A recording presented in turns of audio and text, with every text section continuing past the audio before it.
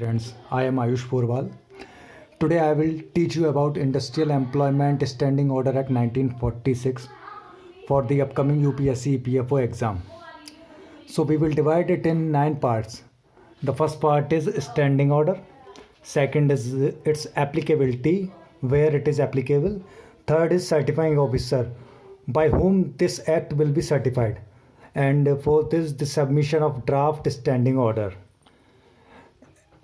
Fifth is certification of standard orders. Six में हम बात करेंगे अपील की. सेवन्थ होगा date of operation of standing order. Eight part में हम बात करेंगे duration and modification of standing order, मतलब इसमें क्या क्या मॉडिफिकेशन किए गए, बदलाव किए गए.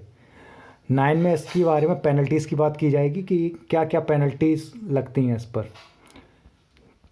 स्टैंडिंग ऑर्डर क्या होता है, सबसे पहले हम ये देखेंगे व्हाट इज़ स्टैंडिंग ऑर्डर. इसकी डेफिनेशन क्या है. तो डेफिनेशन है it define the condition of recruitment, discharge, disciplinary actions, leave etcetera which minimising the friction between management and workers. मतलब क्या है कि मैनेजमेंट किसी भी एस्टेब्लिशमेंट में मैनेजमेंट और वर्कर के बीच के जो डिफरेंस है उसको कम करते हैं इस एक्ट के द्वारा. तो फर्स्ट टाइम इस एक्ट इंडिया में इस एक्ट से रिलेटेड नोटिफिकेशन कब आया था. तो फर्स्ट टाइम आया था बॉम्बे इंडस्ट्रियल डिस्प्यूट एक्ट 1938. इस एक्ट में prescribe terms and condition of employment के लिए टर्म्स एंड कंडीशन डिफाइन की गई थी. और ये फोर्स में कब आया था. ये फोर्स में आया था 23 अप्रैल 1946 को. अच्छा, इसको हम याद कैसे कर रख सकते हैं. इसको हम याद रख सकते हैं कि 23 अप्रैल को ही वर्ल्ड बुक डे होता है. अच्छा, अब इसकी एप्लीकेबिलिटी के बारे में बात करते हैं. It is applicable to every establishment. जहाँ भी 100 या 100 से ज़्यादा वर्कमैन काम करते हैं वहाँ पर ये एक्ट एप्लीकेबल होगा. अच्छा, ये एक्ट 100 या 100 से कम वर्कमैन पे भी एप्लीकेबल हो सकता है. किसी इंडस्ट्रीज़ में 100 या 100 से कम वर्कमैन काम करते हैं तो उस पर भी ये एप्लीकेबल होगा by the appropriate government. Appropriate government क्या है, वहाँ पर एप्लीकेबल कर सकती है. लेकिन क्या, उसके लिए शर्त ये है कि उसको 2 महीने पहले प्रायर नोटिफिकेशन देना पड़ेगा. ठीक है. अच्छा, ये एक्ट, अब इस एक्ट के बारे में ये बात करते हैं कि ये कहाँ कहाँ एप्लीकेबल नहीं होगा. फर्स्ट ऑफ ऑल, ये एक्ट वहाँ एप्लीकेबल नहीं होगा जहाँ पर इंडस्ट्रीज़ कवर्ड रहती हैं. बॉम्बे इंडस्ट्रियल डिस्प्यूट एक्ट 1938 में, वहाँ पर ये एक्ट एप्लीकेबल नहीं होगा. सेकंड यहाँ एप्लीकेबल नहीं होगा कि जहाँ पर industries covered under MP means मध्य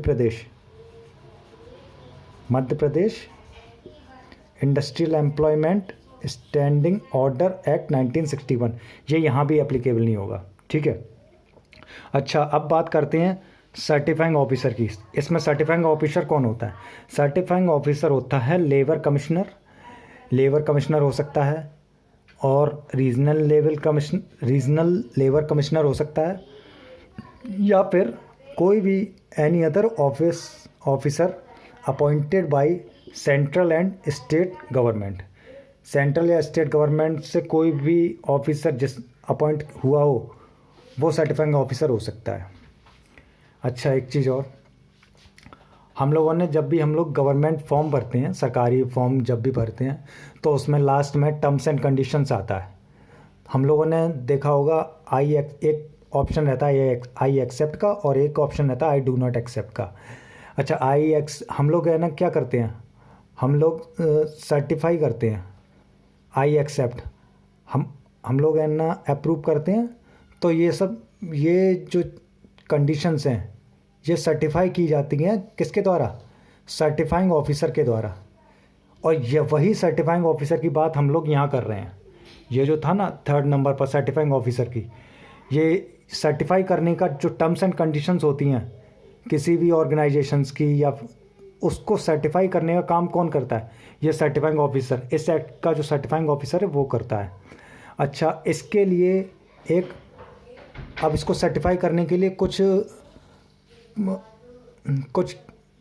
एक मॉडल कुछ बनाया गया होगा ना, तो वो बनाया गया मॉडल स्टैंडिंग ऑर्डर बनाया जाता है इसके लिए, जिसके द्वारा ये सर्टिफाइंग ऑफिसर किसी भी एस्टेब्लिशमेंट की टर्म्स एंड कंडीशंस को सर्टिफाइड करता है।